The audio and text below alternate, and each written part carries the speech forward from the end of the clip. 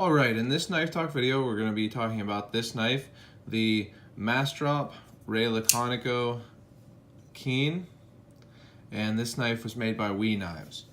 And I've had this knife for about around 2 weeks now, and I've been carrying it a lot. You can see that it kind of shows some wear from the carrying, lots of snail trails as they call these marks on titanium and stuff like that. Especially on the pocket clip there, you can see. So lots of that. I've been carrying and using it a lot. And first off, I'll give you the specs if you haven't seen this, but or if you haven't seen my 1-minute overview on this knife. But later on, we'll talk about a couple things that are kind of surprising about this knife, a couple things that I really like, and 1 or 2 things that I think could be done a little bit better. So first off, like I said, this is a Laconico design knife. He is kind of the maker that I've always thought of as making my Grail knife. He's a modern custom knife maker, and his large Jasmine flipper, I remember seeing it on Blade Forums a good number of years ago, and just thinking it looked like the perfect knife. And really what I liked about that knife and all of his designs is the simplicity, the minimalism. So there's not all kinds of crazy, finger cutouts or, weird handle shapes. Just really nice, simple, clean lines, really nice lines on the designs, and utilitarian designs, things that you can use and also look really good in their minimalism at the same time. So he's done some other collaborations. He did some with Kaiser knives, the Vanguard, and the Gemini. Or, I'm sorry, no, the Vanguard is the series. The Gemini and the Ursa Minor. That's what I was talking about in my 1-minute overview. The bear name, that was it. But those kind of, I think that they were nice, and honestly, the Gemini is a similar design to the small Jasmine flipper that he does. So kind of like the design that I most liked of his. But they never really kind of got it right for me. For some reason, I think maybe the pivot hardware had like weird, not weird, but kind of fancy fluting on it that I didn't think fit the aesthetic, and the finish on the titanium wasn't quite what I thought it should be, and the lines were kind of almost kind of rounded, I thought. So they never really quite hit where I wanted. Plus, again, I always thought that his large Jasmine flipper was the one that was the best looking, and the Gemini looked like it would be a little bit small for me. So I was really happy to see him doing this knife with MassDrop. I actually didn't get in on the initial drop. So MassDrop is basically a group buying business.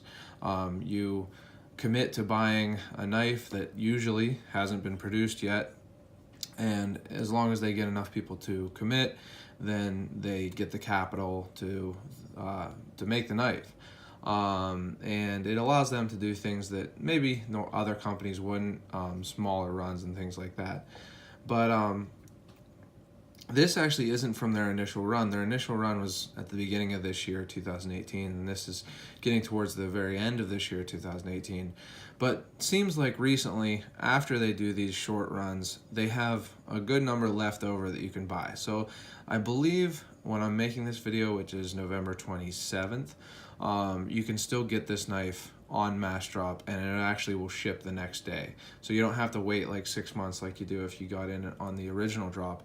And it does seem like they're doing that with a lot of their knives of this type, the collaboration. So just keep that in mind if you're not into waiting super long for a knife, which I'm not. I used to be into Busey knives, and I just can't handle the wait time. It just is like unacceptable to me. I think that MassDrop isn't quite that long, but if that's something that's important to you, keep in mind that they have been doing reissues of these collaboration knives, so that you can get them and pretty much get it, in a couple days, basically.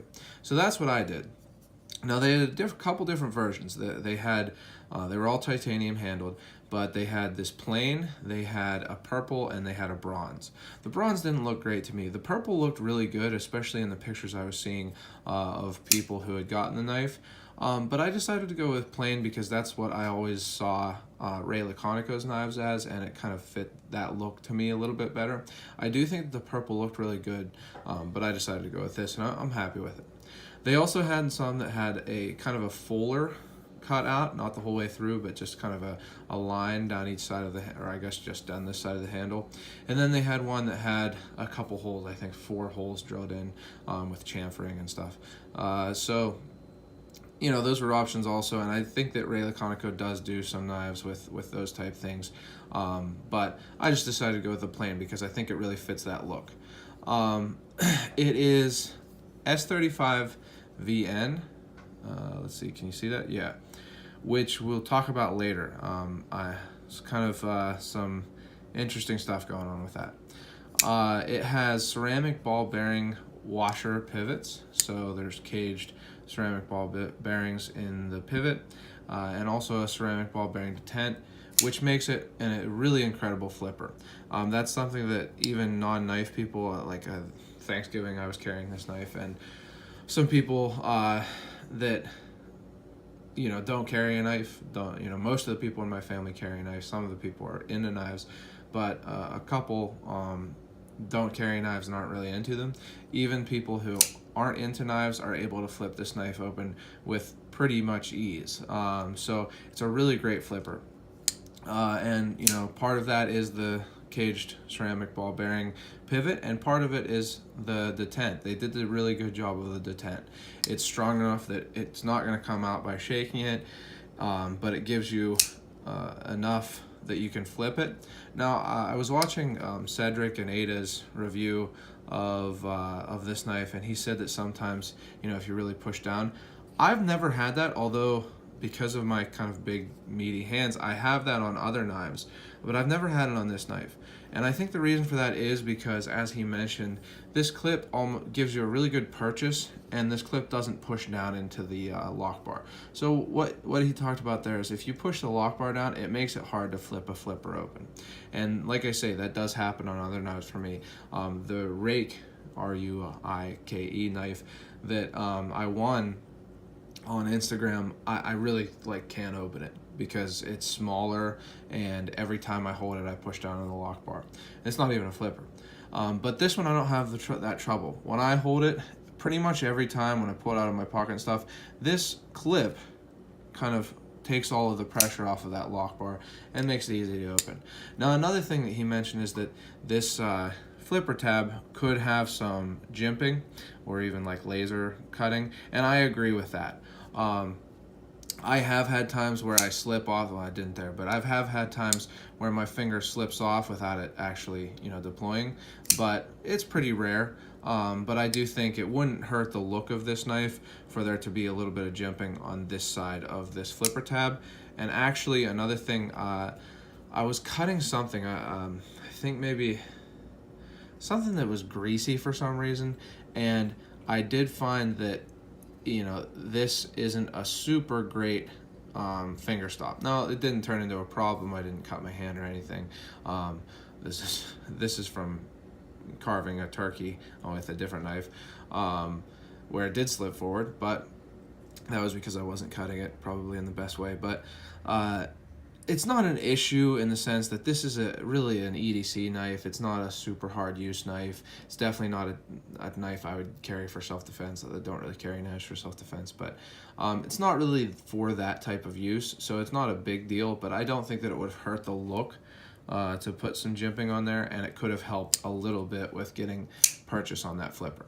But it flips really easily. Now, I have found in my 1 minute overview, I said it flips equally well with a light switch like that and a push button, but you can kind of hear there that it is a little bit better, I think, now that I've used it a lot more with that push button. So pushing straight down rather than like a downward pull. Both work well. You can definitely do both, and I can flip this thing with my thumb and everything like that, but I do think that it is a better push button flipper. It has a titanium backspacer, which I like. I think that standoffs here would also have been fine, but I think that goes well with the look.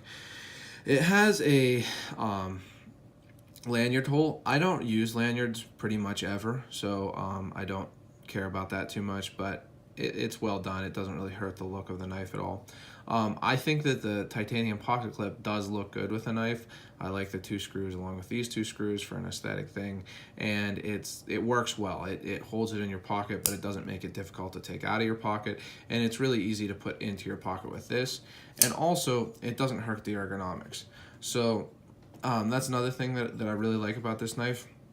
It's a really simple handle, and if you've watched others of my videos, you know that I really appreciate a simple handle for the ergonomics that it gives. The more complicated a handle gets, the more likely it's not going to fit more people's hands.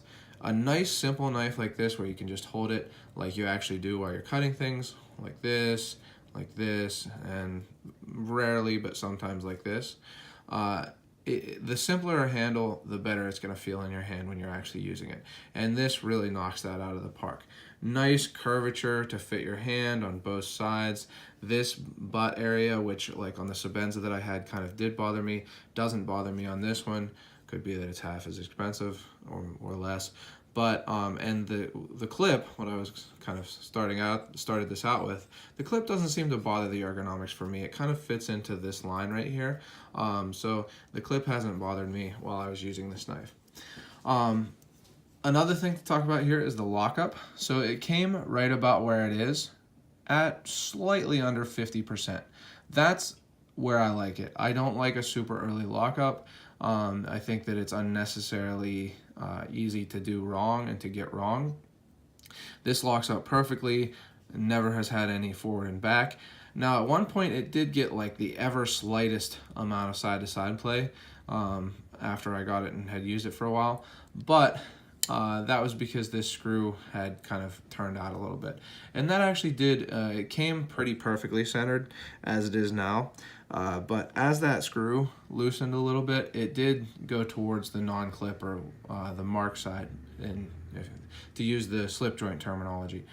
So it did move the centering a little bit towards that side when this clip pulled out a little bit, but it was really easy to take these pins out, or I'm sorry, these pivot screws out, and I put a little bit of thread locker, the stuff that's removable and everything.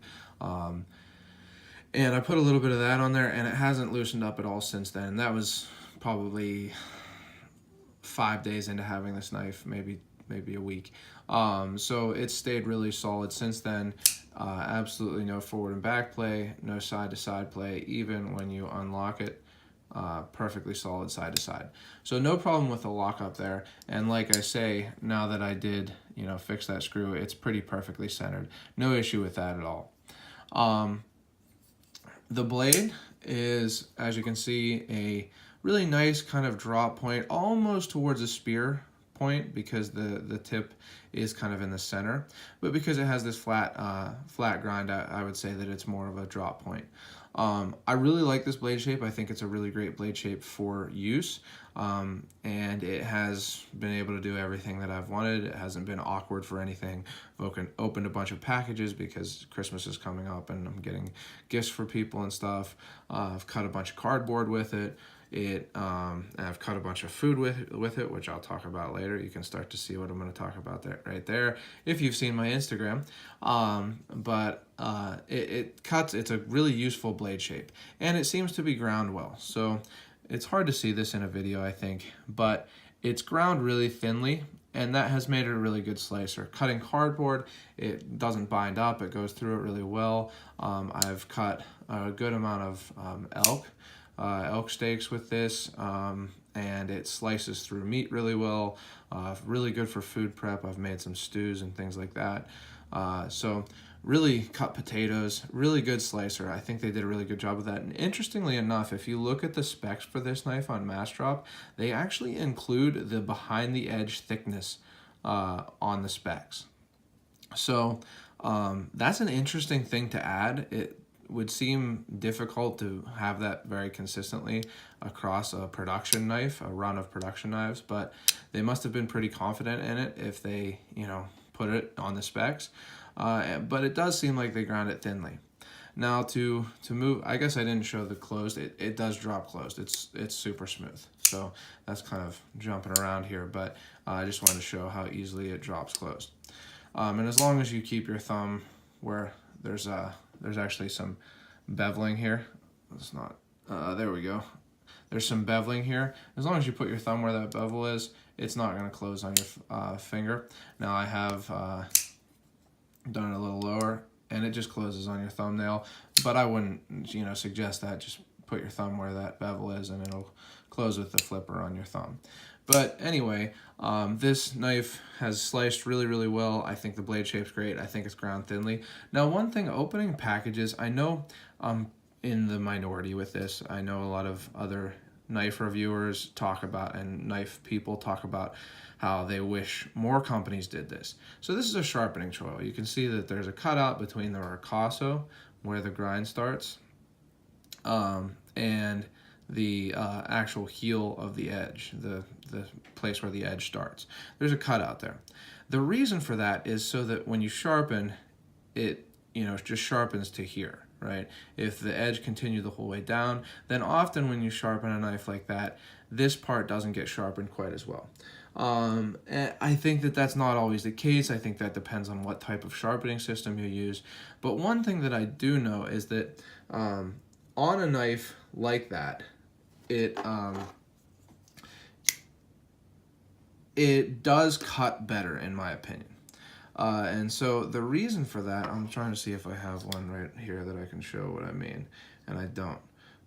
But the reason for that is that I'm actually going to stop this and grab a knife because I want to show you the difference here. So sorry for having to stop the video, but I wanted to grab a knife to show you the difference here between what I'm talking about. So this is my Spyderco Native, and you can see that there is no sharpening choil there like that. And as you can see, there is a spot right there where it hasn't gotten sharpened quite as much. So that's what people don't like about a knife that doesn't have that sharpening choil. But the thing with this kind of knife, and to give you an example of some other ways that this can be done, are these two knives. But the thing about this is that there's no break in the cutting edge until this rounded area. Whereas on a knife like this area here gets caught in stuff. So if this knife is going to get bind up in packaging or cardboard, it's going to be because that area got caught, because there's no edge there. So that is one thing that I am not a huge fan of that. I think that there's there's positives and negatives about doing it either way. I think that this way long term is going to look better, and it's probably not a huge deal in cutting.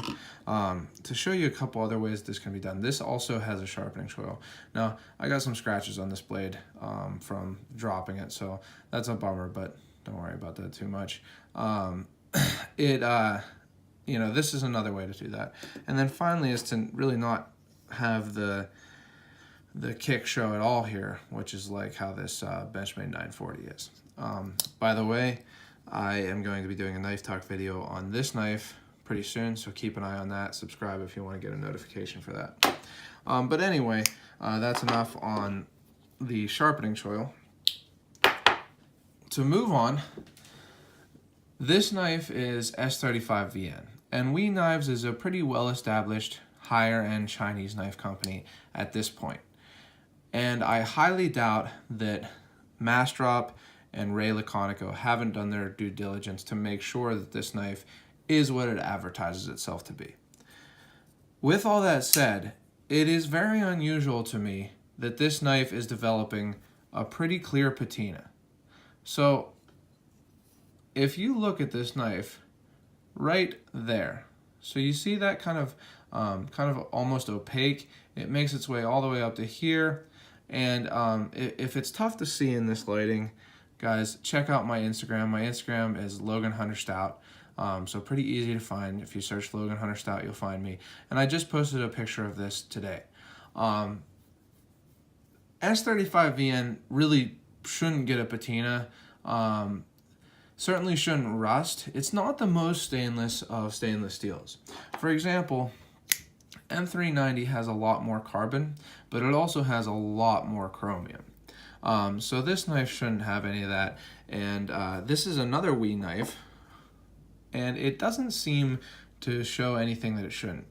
Now, this isn't super clean because I'm just wiping it with my thumb, but there really isn't any of that kind of ghostly looking patina. So, you know, I don't know if there's something different about the S35VN that we knife uses, but there's definitely some kind of oxidization going on, or however you say that word. And it could be the finish, it could be how it's finished that's doing that, but it is on this side also, and it's a little bit harder to see on this side. But right there, it's kind of a splotchy look to it, and it's hard to see right now. But there's a splotchy look to it, and there's definitely patina.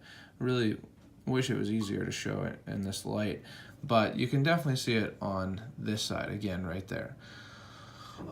This other knife, which is another reason I decided to stop the video to get this knife, this knife is also S35VN, and it's finished really similarly, and I've used this knife a lot and don't recall it having any form of patina ever develop like that. This knife is pretty old. I've had it for at least 5 years, I'd say, and have used it pretty extensively in that time. And it really has never had anything, I don't recall it ever having anything like that patina that is showing on the Keen. So it's something that I'm kind of interested to see. I hope that other knife reviewers will respond. I posted, like I said, on Instagram pictures that are a lot easier to see the patina, and tagged Cedric and Ada, the Advanced Knife Bro, and Nick Shabazz. I actually had commented on one of his pictures showing this knife about it. And I hope that someone responds. I think either the Advanced Knife Bro or Cedric and Ada did a rust test on and included this knife, the Keen. And it did really well. It actually, I think I recall them saying that they said that it did second best to LC200N, Spyderco's new rust-resistant steel. So it doesn't make sense to me. It's really confusing, and I'd really like to know why it's getting this patina, because it really shouldn't. It doesn't make much sense. Now, like I say, S35VN, not the most stainless of stainless steels, but not the least stainless either. I think that this knife developed this kind of patina on par, I would say, with D2. Now, that's not to say that I think that this is D2, but D2 takes a kind of a more ghostly patina well before it takes a dark patina, like something in a carbon steel might. So D2 is not going to do that right away, whereas a full-blown carbon steel will. It'll do more of this kind of ghostly looking patina before it does that. So again, I'm not saying that I think that this is D2 steel. I'm saying that it's unusual that S35VN would do this the way that it is. So I really do hope that someone takes a look at it. I know that one of the friends of someone in a podcast, maybe Blade Banter, or Knife Nuts podcast, one of those two, has a friend who has the machine that allows you to see what kind of steel something is, and I'm going to try to contact them and you know, even maybe send this to them, and hopefully they don't have to like destroy it or anything to test it, but I think it's worth seeing what's going on with this. So that's the only really, other than, you know, being ambivalent about the Sharpening Choil, that's the only downside to this knife. I love the design. It really, you know, it looks like a Ray Laconico design, and interestingly enough, one other thing I wanted to mention is, unlike the Gemini, which is based, I believe, on the small Jasmine, this doesn't seem to be based on any of his modern knife designs. The closest thing I could find to this design are some of his older slip joint knives. So that's interesting in itself. I haven't asked him, but I'd be interested to know what of his designs this design was based on, or which of his knives it was based on.